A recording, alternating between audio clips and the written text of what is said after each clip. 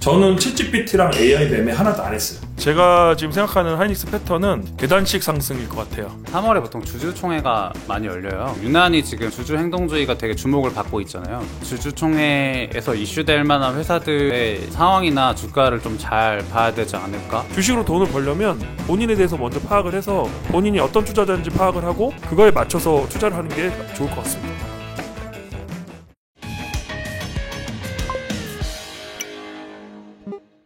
안녕하세요. 인사드리겠습니다. 안녕하세요. 안녕하세요. 네, 선지자님 그리고 지식카페 겸손님.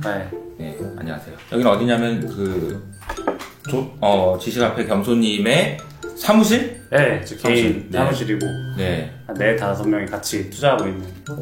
저 처음 왔는데 여기서 뭔가 뜨거운 열정이 느껴진달까? 막 이런 게 좀 있는 것 같아요. 오늘 좀 어떤 이야기를 좀 해볼까 했는데 어쨌든 뭐 시장 얘기를 안 할 수가 없어가지고 1월, 2월 시장이 굉장히 뜨거웠잖아요. 엄청. 그렇죠. 그리고 이제 돈을 잘 버신 분들은 개인 투자하신 분들 중에는 꽤 많은 수익을 내신 분들도 있어요. 그러니까 분위기가 좋아요. 근데 이제 오늘 좀 조정을 받긴 했는데 시장 전체적으로 어떻게 보시는지. 저는 이제 작년 말부터 제가 반도체 올라올 거라고 얘기를 했고, 그 다음에 올해 하반기 가면은 코스피 PBR 1배 정도 갈 수 있다고 얘기했고, 네. 그 다음에 세 번째로 얘기했던 게 지수는 이미 금융위기 수준까지 반영한 지수였다. 그러면서 제가 코스피 달러산 지수로 1200 갔었다. 그래서 시스템 위기까지 반영한 지수까지 갔던 거다 얘기했고, 올해는 코스피의 시클리컬적 특성이 있기 때문에 바닥을 찍고 나면은 지수가 많이 올라갈 수 있다. 그래서 코스피 PBR 1배 가면은 뭐 한 2800 뭐 이렇게는 갈 수 있다. 구체적으로 제 지수까지 말씀드렸거든요. 그래서 그거 별 변함이 없어요. 변함이 없고요. 그냥 반도체 업사이클이라 상승 사이클이라 그냥 그렇게 갈 것 같은데, 이제 문제는 이제 그렇게 지수가 간다고 해서 이 돈을 다 버는 건 아니잖아요. 그렇죠. 그래서 종목 선정 잘 해야 될 것 같고, 그리고 뭐 저는 이제 제 개인적으로 포트 말씀드리면 뭐 종목까지 얘기하는 건 좀 그런데 저는 이제 그러니까 여기 지금 여기 나온다고 해서 이효석 아카데미 나온다고 해서 그 블로그에 그 질문 좀 올려달라고 했더니 네. 대다수 분들이 이제 많이 물어보시는 게 챗 GPT나 AI 같은 거 매매하는 거 어떻게 생각하는 말씀을 많이 물어보시더라고요. 그러니까 이제 뭐 테마주를 말씀하시는 거겠죠? 예. 네. 근데 이제 보통 이게 장이 좋거나 그럴 때 이런 질문을 많이 하세요. NFT 같은 것도 작년에 많이 물어보셨고. 그렇죠. 그러면 이제 결국 이제 그거잖아요. 그러면 저 같은 전업 투자자는 그러면 그렇게 매매를 하느냐, 이제 그게 궁금하신 것 같은데, 저는 이제 저 케이스를 말씀드리면, 제 케이스 말씀드리고 지식카페 겸손님 말씀하시면 될 것 같은데, 저는 챗GPT랑 AI 매매 하나도 안 했어요. 네, 안 했고, 그리고 저는 이제 반도체가 비중이 꽤 높은 상황이고, 근데 이제 제가 그 챗GPT랑 AI 매매는 안 했지만 그렇다고 매매를 아예 안 하는 게 아니에요. 그러니까 저는 제 상황에 맞춰서 매매를 하거든요. 그래서 제가 그때도 말씀드렸지만 저는 이제 공시나 뭐 특정 이벤트가 있으면 하는 경우가 있다고 말씀드렸고, 제가 올해 매매했던 게 이제 SM은 사긴 샀는데 뭐 크게 수익은 못 냈고, 제가 이제 메디톡스나 그 다음에 휴스틸 실적 잘 나와서 휴스틸 같은 거나 그 다음에 뭐 이런 것들은 좀 매매를 좀 했고요. 그래서 저는 이제 그 공시가 나오거나 특정 이벤트가 있는 경우는 매매를 하는 경우가 있고, 그렇지만 좀 펀드멘탈이 없고 뭐 손절해야 되고 뭐 차트 보고 해야 되고 이런 매매는 거의 안 하고 있어요. 거의가 안 하는 게 아니라 아예 안 해요. 그런 상황이고, 뭐 전업 사무실에 있는 분들이야 좀 얘기 다르겠죠. 얘기해봐 그러면. 저도 솔직히 뭐 되게 사람마다 되게 다른 것 같은데, 뭐 좀 더 이제 그 리스크 테이킹을 하시는 분들, 오히려 또 시장의 생각을 읽는 걸 좀 좋아하시는 분들은 좀 AI나 로봇 이런 거 좀 매매를 많이 하시는 것 같고요. 네네. 또 좀 그런 매매 스킬이 좋으신 분들은 또 그런 데서 수익을 또 많이 올리셨고, 뭐 아니면 저처럼 그래도 조금 더 뭔가 펀더멘탈한 걸 생각을 하고 뭔가 좀 더 그런 사람은 오히려 반도체를 좀 많이 들고 계셨던 것 같아요. 그래서 반도체도 사실 중소형주 같은 거는 뭐 바닥 대비 30-40% 오른 회사들이 되게 많거든요. 네. 그래서 뭐 제 주변에는 그런 걸로 깔아두신 분들이, 그러니까 중소형주를 미리 좀 저가라고 생각해서 많이 사놨는데 연초 대비 뭐 챗 GPT 영향이든 뭐 그게 아니든 뭐 반도체 주식들이 많이 올라오면서 그런 데서 좀 수익을 내신 분들도 꽤 있는 것 같습니다. 네.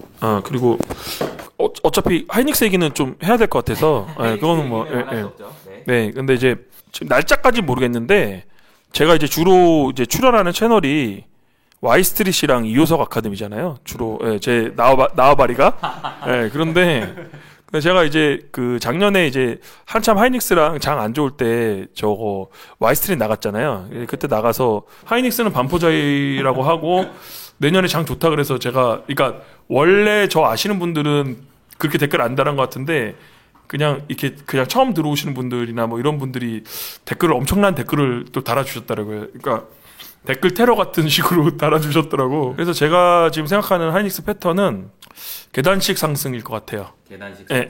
근데 이제 제가 이제 12월 달에 나왔을 때 이제 주가의 바닥은 감산이라고 말씀드렸고 그리고 실제로 지금 삼성전자도 감산한 상황이에요. 제가 알기로는 D램 한 10% 정도는 감산했어요. 그런 상황이고 그래서 사이클의 바닥은 감산으로 나오는 거거든요. 근데 지금은 감산으로 갈 수 있는 주가까지는 다 온 것 같아요. 그래서 이제 감산 때문에 주가 7만 원 바닥 찍고 지금 9만 원대 왔는데 저는 감산으로는 이 이상 레벨로는 가기 힘들다고 보거든요. 그러면은 지금은 감산으로는 한 9만 원에서 10만 원대 왔다 갔다 할 것 같고 그러니까 이거는 뭐 틀릴 수 있어요. 제가 뭐 이건 맞출 수도 없고 그러면은 보시는 거니까. 근데 이제 다음 레벨은 아마 전 재고 피크아웃으로 갈 것 같거든요. 그러니까 그 순서가 어떻게 되나요? 그러면 그러니까 감산 감산으로 주가 바닥을 찍고 네. 그 다음에 나오는 게 이제 재고 피크아웃인데 재고 피크아웃은 제가 이건 뭐 틀릴 수 있어요. 뭐 틀릴 수 있다 보면 말씀드릴게요. 재고 피크아웃은 한 4월 5월쯤 나오지 않을까 싶어요. 그러면 재고 피크아웃이 나오면은 한 10만 원에서 12만 원 정도로 주가 한 단계 레벨업 될 것 같고요. 그 다음에 재고 피크아웃이 되고 나서는 한동안 좀 정체되다가 한 3분기 뭐 이 정도부터는 디램 가격이 좀 올라오기 시작할 것 같거든요. 그러면은 그때부터는 한 12만 원, 14만 원 레벨 뭐 이런 식으로 갈 것 같아요. 그런데 이것도 제가 강의를 한번 하면 좋겠다는 생각도 했거든요. 그러니까 너무 사이클에 대한 이해가 잘 없어서 이 감산이나 재고 피크아웃을 계속 말씀드려도 계속 말씀하시는 게 이제 수요를 많이 말씀하시더라고요. 그러니까 스마트폰이랑 PC가 안 팔리는데 주가가 어떻게 오르냐. 근데 사이클은 그런 게 아니거든요. 그러니까 그 수요라는 게 그렇게 바로바로 반영되는 거면은 지금 작년 2년 동안 주가가 빠졌잖아요. 네네. 2년 동안 주가 빠졌는데 실적 계속 좋았어요. 그러니까 사이클은 그런 개념이 아니고 주가는 좀 다른 선행이 다른 더구나 그러니까 주식 자체가 선행의 개념이 있지만 반도체 같은 사이클 주식은 그것보다 또 엄청나게 선행을 하거든요. 그래서 이 패턴을 알고 있는 사람들은 그러니까 저는 이제 지식 앞에 겸손님이랑 저는 계속 그냥 감산이랑 재고 피크아웃만 계속 보면서 계속 몰빵 쳐야 된다고 계속 얘기하고 다니고 실제로도 뭐 그렇게 했고 근데 이런 거를 지금 제가 얘기하는 게 뭐 맞췄다 그런 게 아니고 저 솔직히 못 맞췄거든요. 왜냐하면 하이닉스 9만 원대부터 살아갔으니까 왜냐하면 저는 하이닉스가 적자 나올 거라고 생각 안 했기 때문에 흑자가 나오면은 PBR 0.9대에서 사도 된다고 생각했거든요. 그래서 솔직히 못 맞췄고 그런데 못 맞춰도 돈을 못 버는 건 아니잖아요. 결국은 이 말이 굉장히 중요합니다. 다음 기회를 활용하면 되는 거고 맞아요. 그리고 여러분들 지금 이렇게 기회가 지나간 게 아니에요. 제가 보기에는 지금도 싸다고 생각하고 있고 그 다음에 요 패턴만 알아두면은 반도체 다음 사이클을 또 먹을 수 있어요. 2, 3년 만에 한 번씩 사이클 오잖아요. 그러면 다음에 이렇게 주가 폭락할 때 감산, 재고 피크아웃, 그럼 디램 가격 상승 이렇게 공식적으로 외우고 사이클에 대한 이해만 있으면 다음 사이클에 엄청 먹을 수 있어요. 또 그 안 좋을 때 나오는 기사 다 똑같거든요. 재고 뭐 수십조 쌓이고 2018년도도 똑같았거든요. 2018년도도 뭐 재고 단위만 틀렸어요. 재고 뭐 몇 조 쌓이고 중국한테 반도체 다 먹히고 막 그다음에 무슨 경제연구원 사람들 나와서 막 반도체 망한다고 하고 그때 그냥 보시면 돼요. 그다음에 추정치 하향되고 그러면서 감산 얘기 나오면 그때가 또 바닥인 거예요. 평생에 먹을 수 있어요. 제가 질문을 좀 하나 드려볼게요. 여기서 중요한 질문이 이런 것 같아요. 이게 질문 중에서도 하이닉스가 오른 게 아니고 지금까지 빠진 거 회복한 거다. 그러니까 주가로 보면은 예를 들어서 지금 현재 주가가 빠졌다 회복한 건데 근데 어떻게 돈을 버냐? 이거는 이제 매매나 아니면 그런 부분에 대한 설명이 좀 들어가야 될 것 같은데 그 과정에서 이제 하시는 이제 방법이 좀 있지 않아요? 그러니까 작년에는 손실을 냈죠. 그러니까 냈는데, 그러니까 저는 이제 뭘 얘기하는 거냐면은 자금 관리 그런 거는 본인이 알아서 하셔야죠. 그러니까 저는 왜냐하면은 사이클의 바닥을 잡으면 그때부터 길게 가져가면 된다는 말씀을 하시는 거예요, 제가. 아니 그러니까 제 요지는 뭐였냐면 가만히 들고 있으면 그냥 본전이 되지만 그 과정에서 주가가 빠질수록 올라갈 수 있을 거라는 신뢰가 있으면 이거 그렇죠. 포지션을 더 추가할 수 있고 그러니까 결국은 이제 비중이 중요하다 이런 말씀을 좀 그러니까 그래서 제가 드리는 말씀이 그 말씀 드렸잖아요. 그러니까 이제 이거는 제가 되게 안전자산이라고 생각하고 있고 아니 주식을 액티비티하게 하는 사람들은 그렇게 하면 되죠. 매매하고 그렇죠. 근데 직장인이 AI 매매하고 언제 그러고 있어요. 그래서 제가 말씀드렸잖아요. 이제 비중으로 승부하면 된다고. 떨어질 때마다 계속 사라고. 그러니까 제가 정확하게 말씀드렸던 게 9만 원대 사라고 말씀드렸고 여기서 10% 빠지면은 집을 살 만큼 금액 사도 된다고 제가 말씀드렸거든요. 이거를 맞췄다 안 맞췄다를 제가 말씀드린 게 아니고 사실 못 맞춘 거고. 그러니까 반도체 상승 사이클이랑 하락 사이클의 그러니까 저점은 제가 그때 말씀드린 게 점으로는 못 맞춘다고 했거든요. 선으로는 맞출 수 있다고 했어요. 그러니까 9만 원대부터 7만 원대 사이가 거의 저점 부근이라는 거죠, 저는. 크게 봤을 때. 근데 주가를 7만 3,100원, 이 점이 바닥이야. 이거는 아무도 모르는 거지. 그러니까 이 사이클에 대한 학습이나 이해를 확실히 하셔갖고 다음 사이클을 만약에 잡을 수 있으면 그게 계속 반복돼서 자기 재산이 된다는 걸 말씀드리는 거예요, 제가 지금. 저는 이제 선장형이 좀 큰 회사 얘기하셨으니까 저 개인적으로는 어떻게 하고 있는지 좀 말씀드리면 좋아요. 일단 저는 그 반도체 좀 작은 회사들을 좋아하거든요. 일명 뭐 소부장이라고 하죠. 근데 좀 저는 개인적으로 좀 어떻게 접근을 하냐면 사실 저는 작년에도 그 방송 나와서 얘기했지만 사이클이 바닥이 됐을 때 어떤 회사들이 작은 회사들이 좋을까 이거를 몇 개월 동안 계속 좀 생각을 많이 해봤어요. 그래서 그 당시 바로 살 건 아니었지만 이게 사이클이 돌 때 좀 더 알파가 있는 회사가 뭘까 그리고 좀 더 바닥에 빨리 잡힐 수 있는 회사가 뭘까 이런 걸 많이 좀 생각을 했고 예를 들어서 하이닉스 삼성전자가 좀 실적이 좀 부러져도 밑에 회사 중에 좀 실적이 그래도 좀 방어가 되는 회사들이 있거든요. 네. 근데 그런 회사들이 주가가 빠졌다는 거는 사실 실적이 멀쩡한데 빠졌다는 거는 그냥 센티 그러니까 멀티플만 그냥 빠진 거거든요. 근데 그런 회사들은 그 심리가 돌아오면 또 반대부적으로 빨리 주가가 오를 수도 있잖아요. 실적이 좋은데 네. 주가가 빠진 거는 멀티플이 빠진 거고 반대로 네. 얘기하면 올라갈 때는 멀티플도 올라가고 실적도 좋아지고 이렇게 되는 거네, 그죠? 네, 그렇죠. 장비주가 그렇죠. 네, 그렇죠. 그래서 뭐 되게 각 기업마다 상황이 다 달라요. 뭐 EPS도 부러지고 멀티플도 부러지는 회사가 있는 반면 실적이 유지되거나 더 좋아지는데 그냥 주가만 부러진 회사들이 있거든요, 제 생각에. 그래서 그런 회사들을 저는 면밀히 좀 팔로우업을 했고. 계속 미리 작업이 필요하다는 거죠? 네, 그러니까 저는 그런 회사들이 주가가 계속 빠질 때 회사 전화들도 많이 해보고 또 업황을 체크하려고 되게 노력을 많이 했거든요. 저는 그래서 그렇게 계획을 했고 작년 연말부터 좀 적극적으로 이제 그런 회사들을 좀 매입을 해놨습니다. 그래서 네. 그리고 제가 개인적으로 이제 이번 반도체 사이클이 세 번째를 맞이하는 거거든요. 언제? 그러니까 2017년부터 제가 그때 좀 처음 투자를 제대로 했으니까. 네. 근데 이제 그때랑 지금이랑 이제 세 번째인데 그 각 사이클의 그 흥망성쇠라고 해야 되나? 그런 게 다 달라요. 그러니까 디테일은 다른데 이제 큰 그림은 되게 비슷하거든요. 네.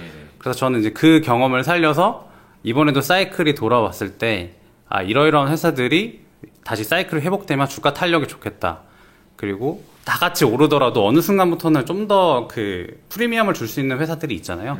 엣지를 주는 거지. 네, 엣지 있는 회사들을. 근데 그거는 좀 힘들어. 그건 더 많이 알아야 돼, 종목을. 네, 그러니까 뭐 제 개인적으로는 이제 그렇게 하고 있고. 그래서 사실 저는 원래 좀 집중 투자를 좋아하는 편인데 좀 그런 사이클적인 경험을 살려서 이번에는 좀 제가 좋게 생각하는 회사들을 좀 여러 개를 좀 나눠서 사고 저는 한 주도 안 팔았고 계속 사고 있고 개인적으로 사이클 끝나고 뉴스 기사에 좋은 소식이 도배될 때 그때 한번 뭐 1차적으로 비중을 줄이든지 그런 고민을 해볼 것 같습니다. 근데 당연히 좀 짧게 보는 게 아니고 좀 길게 봐야 되겠죠, 그죠? 망한다고 얘기하는 사람들의 레파토리도 다 똑같잖아요. 결국은 다. 반도체 하락 사이클 때 망한다고 하는 사람들의 레파토리가 다 똑같아요. 2018년도 그랬고 네네. 지금도 그랬고. 근데 뭐 저 같은 경우 말씀드리면 제가 그 원래 그 작년에 하이닉스를 이제 8만 원대 많이 샀었는데 근데 대주주 요건이 이게 10억으로 되면서 그때 손절을 많이 했었어요. 그러니까 제가 근데 그거는 이제 계좌도 제가 블로그 잠깐 올렸고 제가 손실 봤다고 말씀드렸고 제가 몇 % 손해 봤다고 이대호 기자 라이브 가서도 말씀드렸거든요. 근데 그러고 나서 이제 다행히 제가 그 대주주 요건 때문에 포트 정리하고 다시 이제 하이닉스를 샀을 때가 다행히 7만 원대였어요. 그러니까 손실을 봤는데 운이 좋았던 거죠. 그러니까 손실하고 다시 산 가격이 7만 원대였고, 근데 저는 지시카페 겸손님한테도 얘기했지만 저는 하이닉스가 다시는 뭐 7만 3천 원 올 가능성은 거의 없다. 그렇게 생각해서 너무 가슴이 두근거려서 물론 제가 말씀드렸잖아요. 그러니까 이게 6만 원대 갈 수도 있다고 생각했어요. 잠깐 동안은. 근데 6만 원대 갈 확률을 희박하다고 봤었고, 근데 주가라는 건 어떻게 될지 모르니까 제가 말씀드렸잖아요. 점으로 잡을 수 없다고. 점으로는 6만 원대 갈 수도 있죠. 근데 저는 앞으로 하이닉스가 흑자라고 가정하면은 PBR 0.7대인데 그 0.7대에서 하이닉스를 다시 이 가격이 올까 생각했었어요. 그래서 너무 가슴이 두근거려갖고. 사이클을 보신 분들 입장에서는 이제 그런 게 받아들여지는데 처음 보시는 분들은 주가 빠지면 좀 많이 힘들긴 하죠, 그죠? 근데 이제 그게 이제 말씀드리지만 단순히 PBR만 보는 게 아니라 PBR도 보면서 감산도 봐야 되고 여러 가지 다 같이 보는 거잖아요. 예. 근데 제가 그때 이제 하이닉스를 하이닉스를 현금으로 거의 다 사다시피 하고, 그 다음에 저는 전업 투자자니까 좀 엣지를 줘야 되니까 하이닉스 담보로 대출 받아갖고 장비주 같은 거 사고, 근데 여기도 마찬가지예요. 지시카페 겸손님도 거의 그때 이제 저희 거의 같은 시기에 거의 12말 1초 막 그때 그냥 거의 반도체를 거의 ETF식으로 담은 거죠, 거의. 근데 이 친구는 이제 하이닉스는 안 담았고, 예, 자금이 좀 저랑 운영하는 자금이 좀 달라서 크기가 다르기 때문에 저는 이제 하이닉스를 사놓고 하이닉스를 담보로 이제 여러 가지 소부장들을 좀 담았죠. 그래서 이제 지금까지 가지고 있고. 예. 알겠습니다.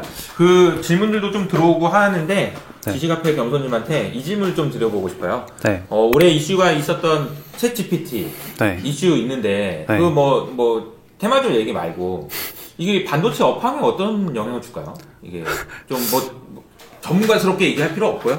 이렇게 생각을 얘기해 주신다면. 그냥 저는 제가 그런 업종에 종사하는 것도 아니고 어차피 제가 말씀드리는 거는 결국 이제 투자자로서의 관점 이런 걸 텐데, 저는 일단은 투자자로 접근했을 때 긍정적이었던 게, 일단은 주가가 다들 굉장히 낮았었잖아요.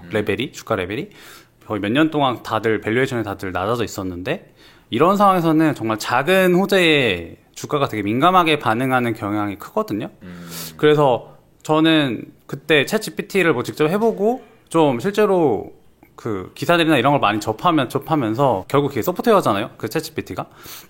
근데 당연히 그 하드웨어 관련해서도 엔비디아나 반도체 관련 회사들에 대한 주목도가 좀 올라가지 않을까라고 당연히 생각을 했었고, 최근에 엔비디아 주가도 다들 아시겠지만 또 굉장히 좋은 상황이고, 그래서 사실 저는 이게 직접적으로 단기적으로 그게 실적이 엄청 유관해서 증가할 거라고 생각은 하진 않는데, 앞으로 사실 이게 상상의 영역이잖아요. 얼마나 커질지도 모르고. 그런 측면에서는 앞으로 저도 좀 매일매일 좀 추적을 하면서 신규 수요 창출이라는 관점에서 좀 면밀히 팔로우 해봐야 되지 않나. 주가가 제일 좋을 때 중에 하나가 그냥 좋은 상상을 하게 해줄 때인 것 같아.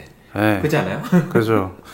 그러니까 저의 선시장 형이나 저도 이제 좀 투자 성향이 좀 역발상 투자를 좀 좋아하는 편이다 보니까 이렇게 안 좋을 때 좀 좋아지는 국면, 좀 이런 국면을 좋아하다 보니까 또 챗GPT 이슈에 대해서 되게 좀 긍정적으로 생각을 했던 것 같습니다. 그리고 SOXR 투자하시는 케이스.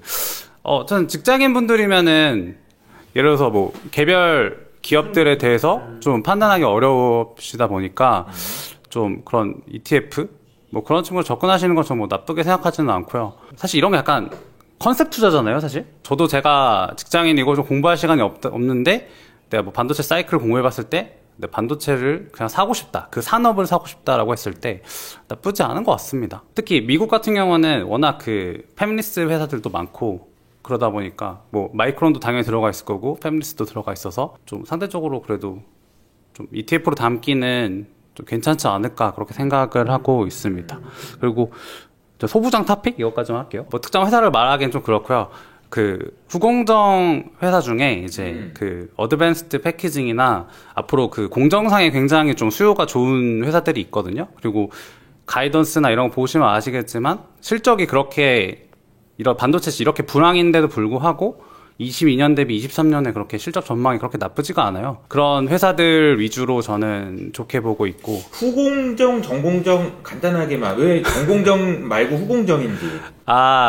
일단 전공정 같은 경우는 특히 국내에서는 워낙 삼성전자 하이닉스의 그런 캐펙스에 밀접한 실적이 밀접한 회사들이 되게 많거든요. 네. 근데 이제 후공정 같은 경우는 워낙 고객사도 다변화돼 있고 또 상대적으로 이제 캐펙스 전체량이 줄어도 그나마 좀 캐펙스 전체 총량은 유지되는 그런 회사들이 있거든요. 그래서 뭐 전과 같은 기울기가 당연히 아니겠죠. 지금 반도체가 되게 불황이니까. 그래도 불황인 걸 감안했을 때 이 정도 실적? 상당히 괜찮은데? 이런 회사들이 있어요. 제가 봤을 때. 그래서 그런 회사들은 제 생각에는 이제 멀티플이 돌아오면은 주가가 되게 탄력적으로 움직일 수 있지 않을까. 네, 저는 여기까지 하고 선입장 형님한테 넘겨드릴게요. 알겠습니다. 버트님이 좋은 질문 해주셔갖고 하이닉스 23년 실적이 너무 안 좋아서 PBR 고민해봐야 하지 않나요? 이거 되게 좋은 질문인 것 같은데 근데 저는 이제 예전에 김타 기사님이 하신 말씀이 되게 내리에 남아서 이효성님한테도 말씀드렸는데 작년에 김타 기사님이 하신 말씀 중에서 하이닉스가 적자가 심하게 안 나오기 때문에 매수가 너무 고민된다 이런 말씀하셨거든요. 근데 저는 4분기 적자가 심하게 나온 것만 해도 PBR적인 요소가 주가에 거의 반영됐다고 생각해요. 그러니까 쉽게 말씀드리면 하이닉스 적자가 주가에 반영이 돼서 저는 73,100원인가 이제 저가로 갔다고 생각하고 있거든요. 그래서 지금은 PBR적 요소는 그렇게 신경 쓸 필요는 없을 것 같고, 그러니까 PBR적 요소를 신경 쓰는데 그렇다고 해도 주가가 저는 73,100원 밑으로 가지 않고 저는 요 레벨에서 주가 행보할 거라고 생각해요. 그러니까 PBR적인 요소는 이미 주가에 어느 정도 반영돼서 한번 내려갔다가 올라왔다라고 말씀드리고 싶어요. 네. 그러니까 뭐 지금 반도체 얘기가 계속 나오고 있는데 여기서 반도체 좋아가지고 지금 쭉 간다는 얘기가 아니고 그러니까 행보하다가 또 좋은 모멘텀이 생기면 또 아까 말씀드렸듯이 계단식으로 상승할 것 같다고. 예. 근데 제가 하이닉스 계속 말씀드리는 게 이제 사실 중소형주 얘기는 좀 하기가 좀 힘들고 그다음에 다 같이 좀 접근하기 편한 주식이 하이닉스라서 그냥 하이닉스 말씀드린 겁니다. 매크로는 요새는 좀 덜 보죠, 작년보다는. 예. 작년에는 저도 그렇고 주변 투자자들이 되게 막 CPI 얼마 나올까, 그리고 뭐 지금 뭐 기대 인플레이션이 얼마다, 뭐 채권 금리 얼마다 이런 거를 뭐 매일매일 체크하고 되게 그랬었는데 사실 어느 정도 방향성이 나왔잖아요. CPI가 내려간다라는 방향성이 나왔기 때문에 저희 같은 이제 전업 투자자들은 좀 시간이 한정적이거든요. 그래서 최대한 효율을 뽑아야 되기 때문에 요새는 이제 그런 부분은 뭐 저보다 훨씬 잘 아시는 이제 이호석 아카데미 채널이나 뭐 86번가님 채널이나 좀 그런 쪽에서 많이 보고 참고를 하고요. 좀 개인 시간 같은 경우는 개별 기업들을 좀 더 디테일하게 보고 어떤 기업이 좀 더 밸류 매력이 있을까, 좀 더 어떤 모멘텀이 있을까, 이런 부분을 좀 더 많이 찾는 것 같습니다. 저뿐만이 아니라 뭐 주변 분들도 많이 그러고 있는 것 같습니다. 전반적인 분위기가 매크로는 좀 고민 한숨 났다 이런 분위기죠, 그죠? 뭐 이러다가 또 어떻게 될지 모르지만 일단 좀 상대적으로 전보다는 좀 덜 보시는 분이 많은 것 같아요. 네. 매크로는 저는 정광호 대표님이랑 이호석 아카데미만 보고 있고요. 뭐 나머지는 그냥 안 보고 있고, 그 다음에 저는 말씀드렸지만 코스피 자체가 거대한 시클리컬이잖아요. 우리나라 업종들이 다 대부분 경기 민감이라, 그러니까 저는 이제 그냥 제가 뭐 잘 아는 건 아니고 제 경험상 시스템 위기가 아니면은 한번 크게 그냥 바닥 찍으면은 그 다음부터는 상승 사이클로 좀 가더라고요. 근데 제가 이제 그렇게 상승 사이클로 간다는 좀 확신이 있었던 게 반도체 때문이었어요. 반도체가 이제 코스피 지수의 지금 30% 이상 차지하잖아요. 제가 정확하게는 모르겠는데, 그래서 아무튼 근데 뭐 반도체가 업사이클을 가면은 코스피 지수가 올라갈 수밖에 없어서, 그래서 저는 뭐 지금도 아까도 말씀드렸지만 올해 안에 코스피 1배 정도는 무난하게 찍을 것 같다. 근데 뭐 제 얘기는 잘 틀릴 수 있으니까 그거 감안하시고, 그럼 뭐 지수로는 뭐 2,800 정도는 갈 수 있겠죠. 저는 뭐 그렇게 생각하고 있고, 그 다음에 설사 그렇게 안 되더라도 지금은 뭐 매크로 볼 때는 아니죠. 그러니까 왜냐하면은 테마가 먹힌다는 것 자체가 심리가 돌아왔다는 거잖아요. 작년에는 아무것도 안 먹혔어요. 그쵸. 작년에 심지어는 실적 플레이도 잘 안 먹혔어요. 사실. 그렇고, 그 다음에 이제 작년 말에 제가 이제 주변에 말씀드렸던 게 작년에 좋았던 업종들은 조금 피하는 게 좋겠다라고 말씀드렸고. 작년에 좋았던 거는. 그러니까 작년에 뭐 업종 얘기하면 또 안티 생길 수 있으니까. 네네. 근데 이제 사실 저는 이제 작년에 좋았던 업종은 안 좋을 수 있겠다고 했는데 2차 전지랑 엔터가 엄청 잘 가더라고요. 그래서 이제 제가 틀렸죠. 근데 아무튼 저는 이제 경기 민감 쪽이 올해 상대적으로 수익률이 더 좋을 수 있겠다고 생각을 했어요. 근데 사실 음식료 같은 경우도 보면은 음식료 같은 경우가 이제 경기가 안 좋을 때 경기 방어적 성격이 강하기 때문에 음식료주들이 잘 가거든요. 근데 음식료주들이 올해 만약에 실적이 많이 좋아도 상대적으로 작년만큼 퍼포먼스를 보여주기가 좀 힘들지 않을까 그 생각도 좀 했고 주식이라는 게 어차피 미인대잖아요. 상대적인 거죠. 예. 근데 더 이뻐 보이니까. 예. 근데 뭐 이제 이게 시장 자체가 지금 이제 테마로 많이 갔다고 치면 1분기 실적 발표가 5월인데 그때쯤 다가와서는 또 실적을 많이 보기 시작하거든요. 예, 그래서 하반기는 반도체 좋을 것 같아서 뭐 반도체 좀 모아도 될 것 같고 그 다음에 뭐 저는 장비주도 좋을 것 같다고 생각하고 있거든요.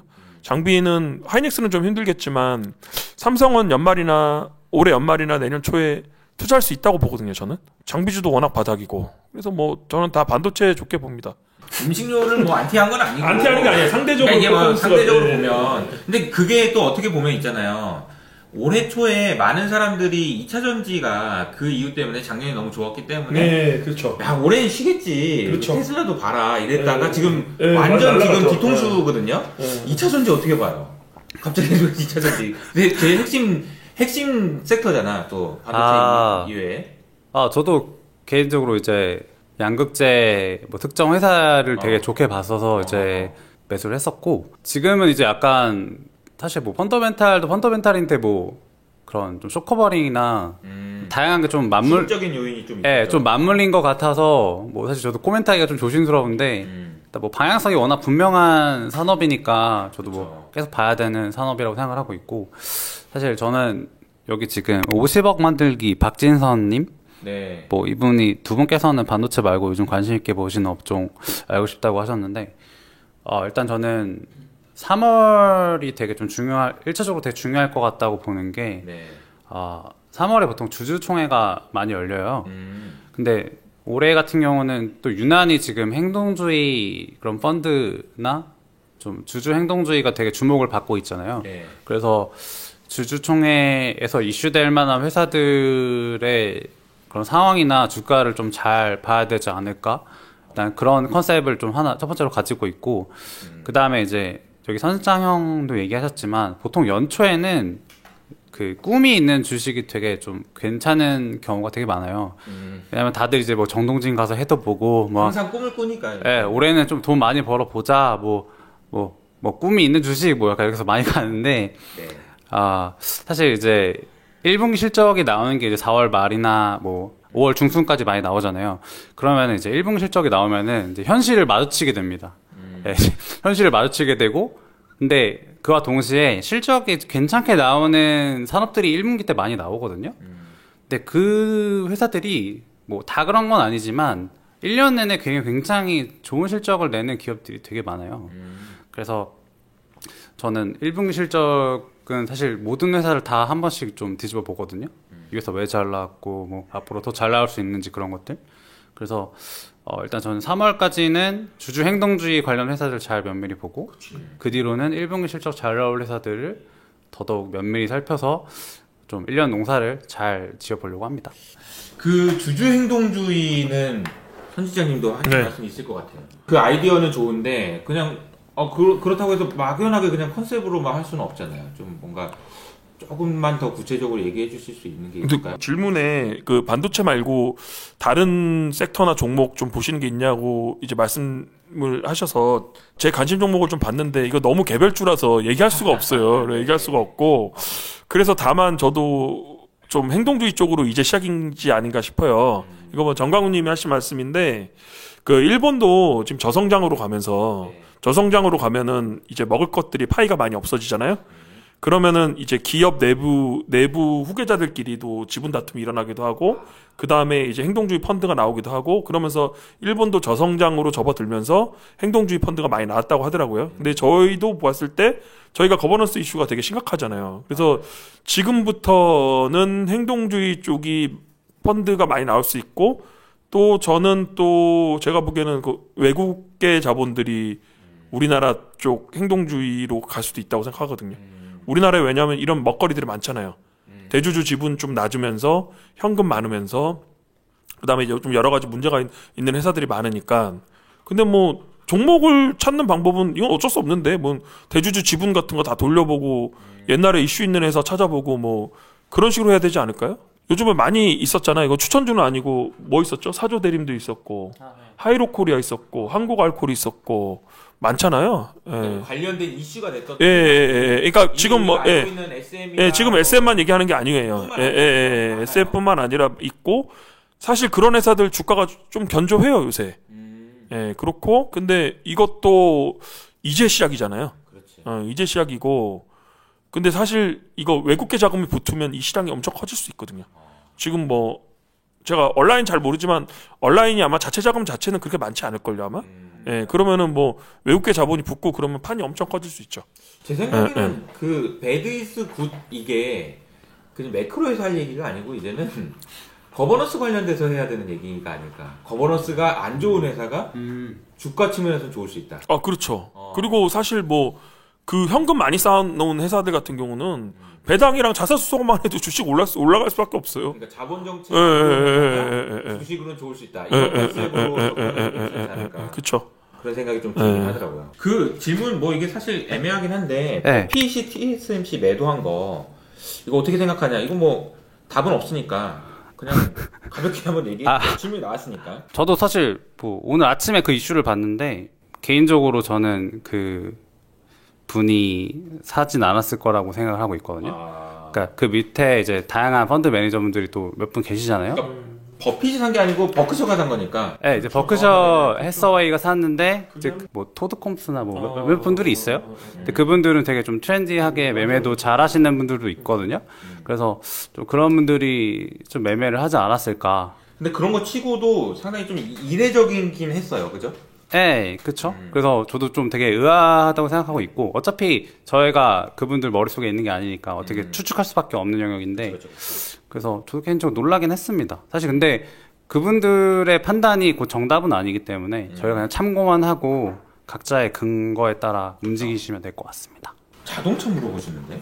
근데 이거를 제가 그때 이제 어떻게 말씀드렸냐면, 제가 이제 작년 말에 뭐 좋게 보냐고 물어보셔갖고 저는 반도체 제일 좋고 심지어 자동차도 좋아 보인다 뭐 이런 말씀을 드렸고, 근데 제가 그때 드렸던 말씀이 어떤 거였냐면 이걸 말씀드렸어요. 그러니까 차가 지금 수요가 지금 많이 빠지고 있잖아요. 금리 때문에 지금 어차피 지금 대출 환경도 안 좋고 그러다 보니까 뭐 가처분 소득도 줄고 자동차 대출 받을 때 부담도 올라가고 이러면서 차 수요가 빠져서 자동차가 안 좋은데, 나중을 봤을 때 내년 하반기를 봤을 때는 자동차도 올라올 것 같다 이런 말씀 드렸는데, 그러면서 뭐라고 말씀드렸냐면 사실 그런 식의 논리로 따지면은 반도체는 지금 2년 전부터 빠졌기 때문에 반도체를 사는 게 자동차 사는 것보다는 낫겠다. 그래도 전 심지어는 자동차도 좋아 보인다. 그래서 하반기에 저는 그래서 반도체나 뭐 현대차나 이런 것들이 다 올라오면서 지수 레벨이 많이 좋을 것 같다. 그런 식으로 말씀드렸고, 이제 구체적으로 스터디를 깊게 하거나 그런 건 아니에요. 그러니까 저는 그래도 자동차보다는 반도체가 아직 더 낫다고 생각해요. 개인적으로는. 주가의 수준까지 같이 보면서 해야 되는 거니까요. 그죠? 네, 그러니까 왜냐하면 반도체가 2년 먼저 빠졌기 때문에 올라올 때도 좀 많이 올라오고 탄력 있게 올라오고 그렇다고 생각하고 있는데, 하반기쯤에는 자동차도 저는 꽤 올라올 것 같아요.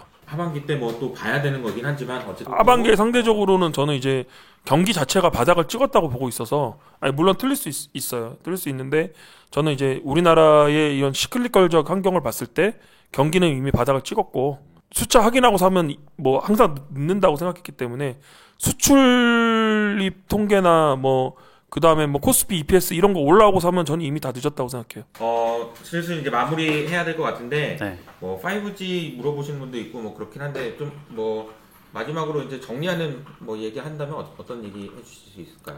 저번에 나왔을 때는 되게 장이 좀 안 좋아서 뭐 저희도 사실 다운되고 보시는 분들도 막 악플 달고 싶으시고 막 그러셨을 텐데, 그날 분위기는 좀 좋지는 않았어요, 그죠? 네, 그날 술이 좀 달았던 것 같기도 하고. 그럼 뭐 이현석 아카데미 그 보시는 분들이 다 매너가 좋으셔갖고 되게 괜찮았어요. 네, 그렇죠. 아니 근데 뭐 근데 지금은 그래도 좀 더 나아진 상황에서 이렇게 좀 출연하게 돼서 되게 다행이라고 생각을 하고, 올해 그래도 연초에는 그래도 장이 되게 좋은 편이었으니까 지금 보고 계신 분들도 열심히 하셔서 네. 좀 좋은 결과 있었으면 좋겠습니다. 네. 네. 알겠습니다. 주식으로 돈을 벌고 싶으면 본인에 대해서 빨리 파악을 하셔야 돼요. 그러니까 본인이 정말 종목 분석도 되고 딥하게 되고 열심히 할 수 있고 그렇게 되면은 그냥 종목 분석해서 개별 종목으로 가시는 게 맞고요. 그게 안 되면 그냥 계속 말씀드리지만 코스피 PBR 0.8 뭐 그다음에 하이닉스 PBR 0.8 이렇게 기준을 정해놓고 그때 그냥 금액을 많이 투여하는 수밖에 없어요. 그때 이제 뭐 짜잘하게 뭐 1,2천만 원의 짜잘한 돈은 아니지만 내가 인력 살 수 있는데 뭐 1,2천만 원 사놓고 뭐 기대 수익률 30% 이런 거 하지 말고 이렇게 시장이 레벨이 낮고 위기에 왔을 때 내가 투자할 수 있는 가용할 수 있는 금액이 1억이라면 그거를 1억 넣고 한 1, 2년 장기 투자해서 한 1억 벌고 이런 식으로 하는 게 훨씬 좋거든요. 그래서 주식으로 돈을 벌려면 본인에 대해서 먼저 파악을 해서 본인이 어떤 투자자인지 파악을 하고 그거에 맞춰서 투자를 하는 게 좋을 것 같습니다. 이게 굉장히 진심이 느껴지는 조언이네요. 네네네. 또 하실 말씀이 있으셔서? 아니 저는 그냥 화이팅 약간 이런 느낌으로 했는데 뭐 멋진 말 하셔가지고. 너무 멋진 말. 왜? 멋진 말을 해주셨네요. 네. 네. 아 저도 뭐 사실 뭐 한마디 덧붙이자면 네. 저도 솔직히 연초 대비 막 테마주도 많이 좀 기승을 부렸고 사실 뭐 포모라고 하죠. 그렇죠.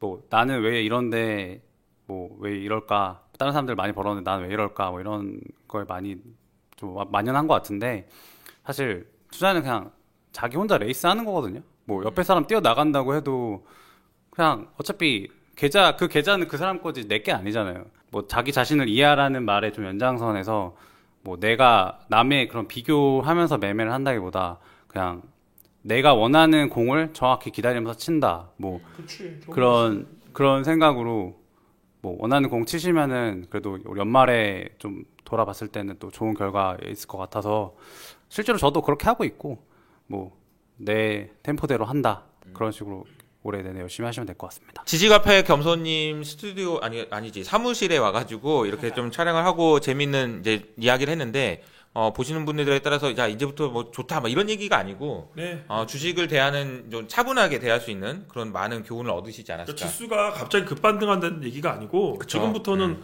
상승할 확률이 높다는 걸 말씀드리는 거예요. 네네. 그 뭐 제가 하반기 2,800 간다고 했지만 뭐 그거 내년에 갈 수도 굴곡이 있는 있을 거고. 거고. 예, 굴곡이 있었지만 장기적으로 봤을 때는 상향 가능성이 높다는 말씀이에요. 예. 그러니까 적어도 아까 이제 저는 얘기 듣다가 인상적이었던 게 선 실장님이 얘기하시다 야 테마도 되지 않냐. 작년엔 테마도 안 됐는데 그런 변화들을 가지고 우리가 확인하면서 돈 벌 수 있는 기회들이 분명히 있을 거라고 생각을 합니다. 자 그러면 오늘은 여기서 마무리하고요. 맛있는 거 드시러 가시죠. 네, 알겠습니다. 감사합니다. 네.